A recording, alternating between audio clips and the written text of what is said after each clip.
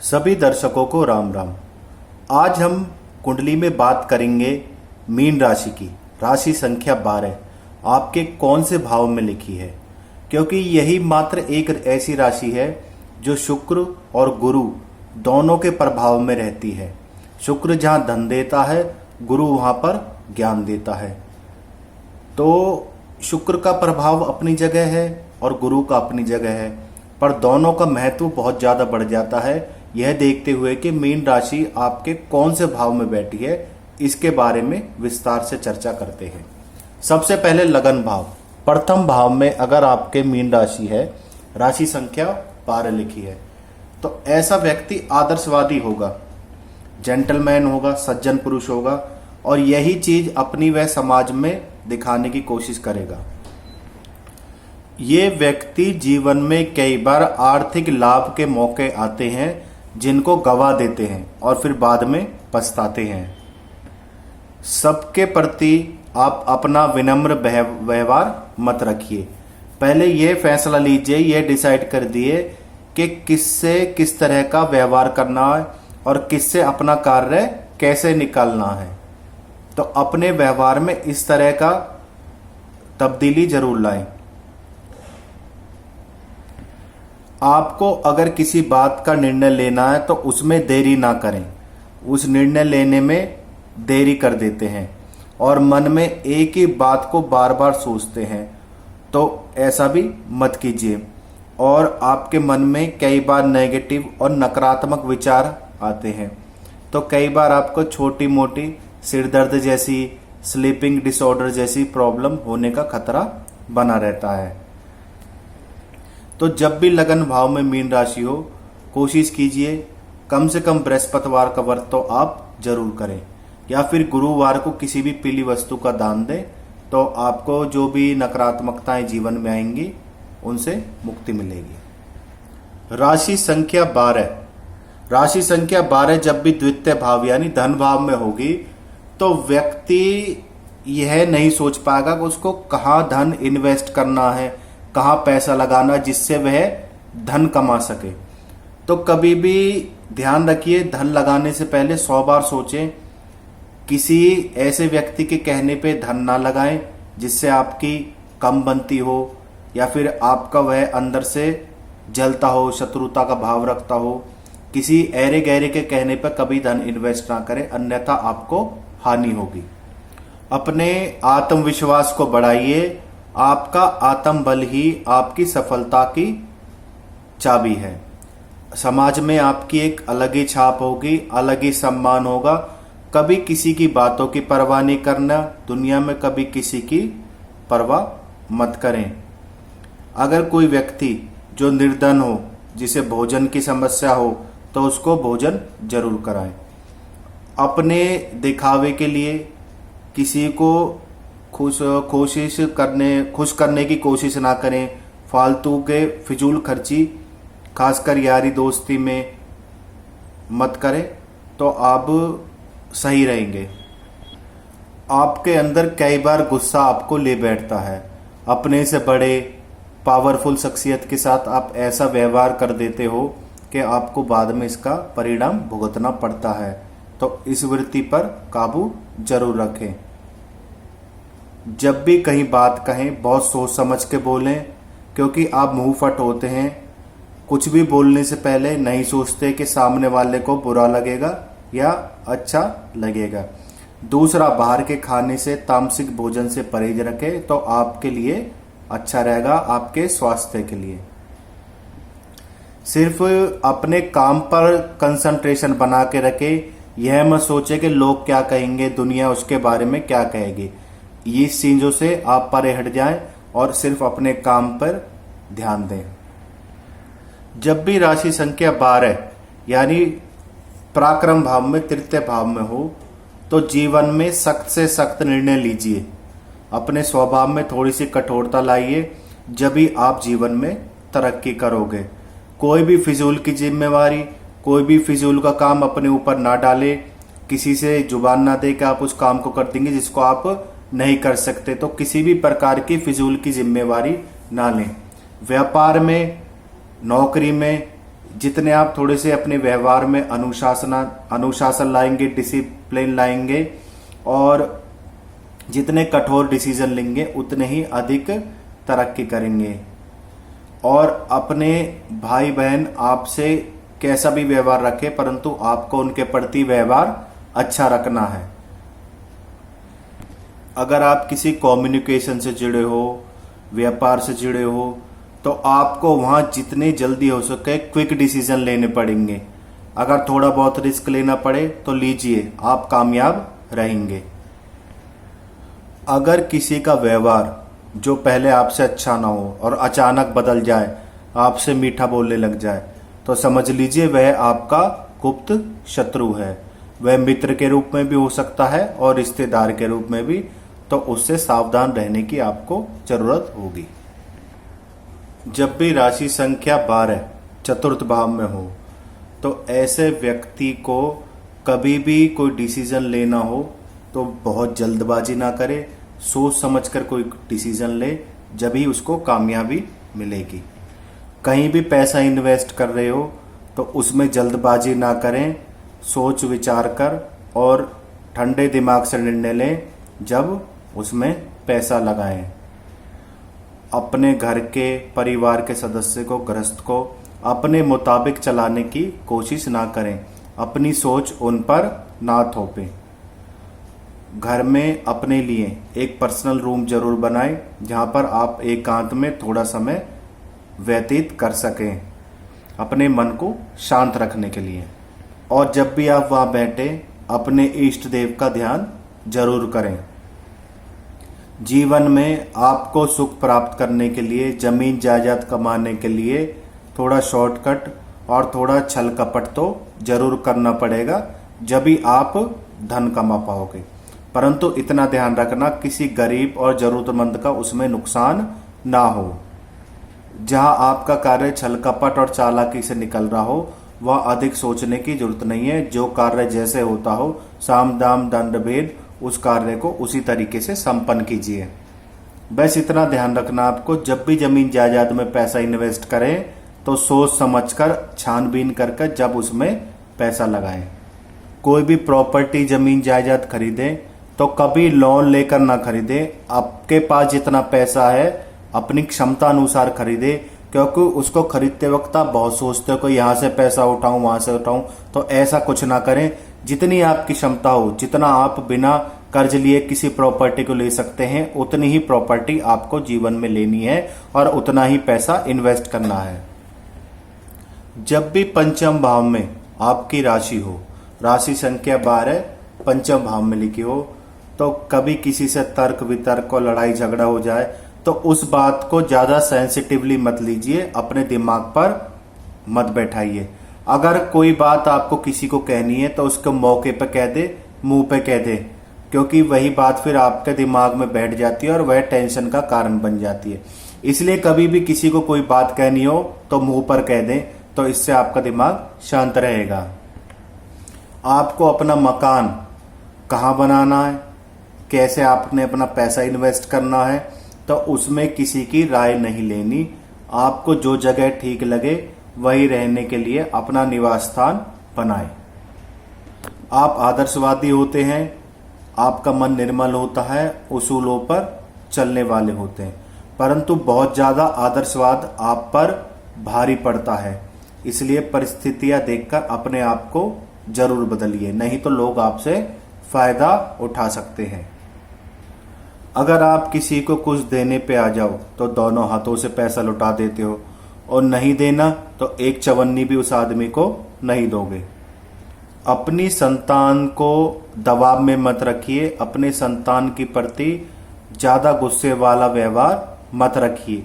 हाँ, जहां तक अनुशासन की बात है तो थोड़ा बहुत अनुशासन जरूर चलता है। छठे भाव में अगर मीन राशि हो तो आप किसी से भेदभाव रखते ही नहीं हो। शत्रु से भी आप दोस्त वाला व्यवहार रखते हो। किसी ने आपका नुकसान किया हो, आपको नुकसान पहुंचाया हो, आपसे उल्टा बोला हो, अगर वह आपके पास किसी कार्य के लिए आता है तो कर देते हो। परंतु सबके साथ यह व्यवहार ठीक नहीं है, लोग आपके भावनात्मक व्यवहार का फायदा उठा सकते हैं। कई बार आपको परेशानी का सामना भी उठाना पड़ता है। शत्रु का कार्य कीजिए, अगर वो आपके आगे झुके, आपसे कंप्रोमाइज की भावना से आए, आपसे समझौते की भावना से आए कि आगे से कभी आपके साथ वह गलत नहीं करेगा, नम्रता के साथ आए, तो केवल उसका ही कार्य आप कीजिए। आपके अंदर सबसे बड़ी कमी यह है, आप अपने शत्रु को कमजोर समझते हो, शत्रु को जज करने की गलती करते हो। जिसे आप छोटा शत्रु समझते हो कि कुछ नहीं बिगाड़ पाएगा, वह आपका नुकसान कर सकता है। इसलिए ऐसे लोगों से सावधान रहें।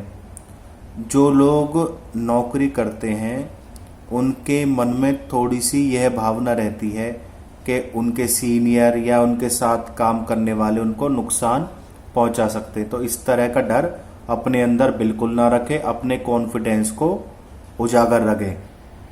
बात रही रोजगार की, जहां आपके रोजगार के क्षेत्र में एक दरवाजा बंद होगा तो दूसरा दरवाजा भगवान आपके लिए तुरंत खोल के रखेंगे। कभी भी किसी के साथ ज़्यादा लड़ाई झगड़ा और ऐसी बातें नहीं करनी जिससे आपको दिमागी रूप से ठेस पहुंचे। हमेशा उन लोगों से बोलिए जिनका आपके प्रति व्यवहार अच्छा है। आपको ज़्यादा हंसी मजाक पसंद नहीं है तो ऐसे लोगों से बातें कम कीजिए जो हंसी मजाक के या आप पर टोंट मारें, क्योंकि आप हंसी मजाक ना तो करना पसंद करते ना करवाना। जीवन साथी के साथ अपने व्यवहार में नरमी रखें। थोड़ी सी खाने में देर होगी, कपड़ा प्रेस लेट करा, कहीं जाने में देरी हो गई, नाश्ता टाइम पे नहीं मिला, तो इन चीज़ों में धैर्य रखना है। आपको बहुत ज़्यादा गुस्सा नहीं करना। छोटी छोटी बातों पे आप बहस करते हो और घर को सिर पे उठा लेते हो। तो जीवन साथी के प्रति अपने व्यवहार में नरमी लाइए, इससे आपके घर का माहौल भी तनावपूर्वक रहेगा। छोटी छोटी बातों पर जीवन साथी से कोई वाद विवाद नहीं करना। जब भी जीवन में किसी से कोई झगड़ा हो, किसी प्रकार का कोर्ट केस हो, तो उसमें धन लगाएं, सावधानी से लगाएं। वकील जो भी हो सोच समझकर उसको पैसा दें, सोच समझकर वकील करें और पूरा सामर्थ्य उसमें लगा दें। अंत में आप वह केस जरूर जीतते हैं। ऐसे व्यक्तियों को किसी की गारंटी या किसी की जमानत में नहीं पड़ना चाहिए। विशेषकर प्रेम विवाह में कभी किसी के विटनेस ना बने, तो आपको दुश्मनी का सामना करना पड़ेगा। और खुद भी प्रेम विवाह ना करें, ना तो किसी के प्रेम विवाह में योगदान दें, अपना दोस्त हो उसकी मदद ना करें प्रेम विवाह में, ना वहाँ पे विटनेस बने, और खुद भी इस चीज़ से बचें। और कभी भी कोई बड़ा डिसीजन लेना हो, व्यापार से संबंधित, नौकरी से संबंधित, तो कभी किसी के बहकावे में आकर ना लें। तो उसमें आपको सिवाय पछतावे के कुछ भी हाथ नहीं लगेगा। तो उसमें बैलेंस बना के कीजिए। कोई डिसीजन लेना हो तो किसी के कहने के अनुसार डिसीजन मत लें। कभी किसी की जमानत में ना पड़ें, और कभी भी कोई कागज साइन करने से पहले उसे अच्छी तरह देख ले, फिर उसको साइन करें।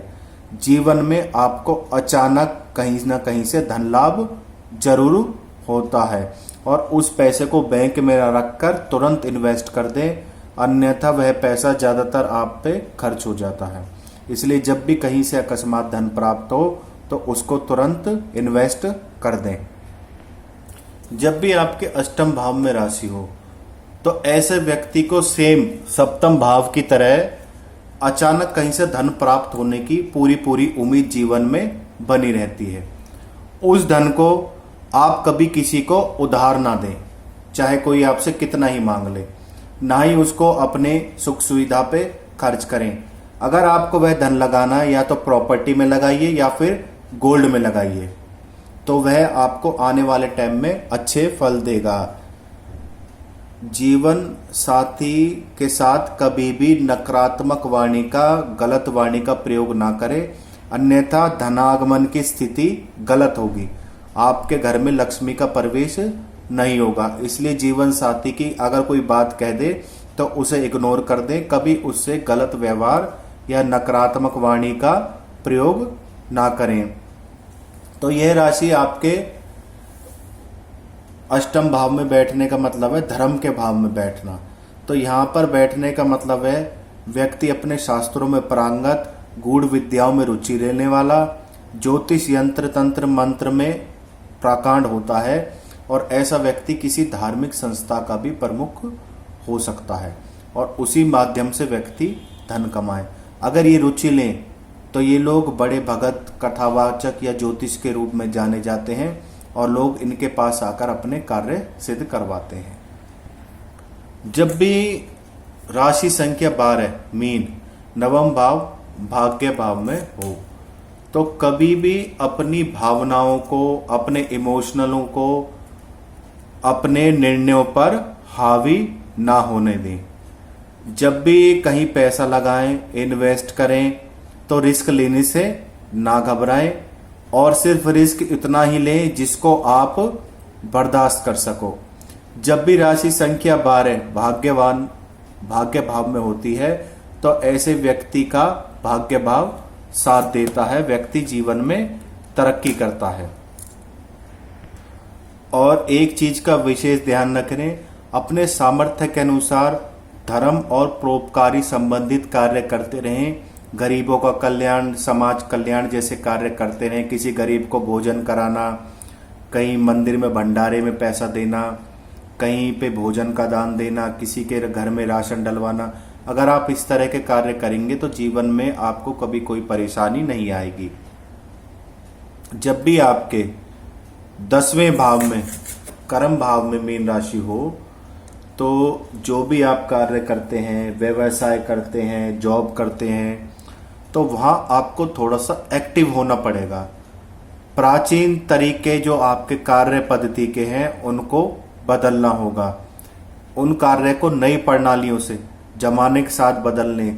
कंप्यूटर, लैपटॉप का प्रयोग विशेषकर व्यापार में इस तरह के खाते बनाने हैं कि कॉपी की जगह आप ज़्यादा इलेक्ट्रॉनिक जैसे लैपटॉप, मोबाइल, नोट्स आदि इनका सहारा लें अपने कार्य क्षेत्र में, व्यापार में। जो आपकी जो प्रणाली है व्यापार करने की, उसमें आपको बदलाव लाना पड़ेगा। कभी भी अपने उसूलों को अपने पे हावी ना होने दें। समय अनुसार अपने आप को बदलाव जरूर लाएं। अगर आप नौकरी में हैं, जो कार्य आपको करना है उसको पूरा मन लगा के करना है, 100% करना है। कभी किसी के प्रेशर में आके कोई कार्य नहीं करना, अपने मन से करना है, अपने ध्यान से करना है और पूरी तरह से वह कार्य आपको संपन्न करके दिखाना है। कभी किसी के प्रेशर में आकर, चाहे आपके बॉस हो, इलीगल कार्य मत करें, उसमें आपको फंसने का डर होगा। अगर आप व्यापार में हो, राजनीति में हो, तो निर्णय देरी से ना लें।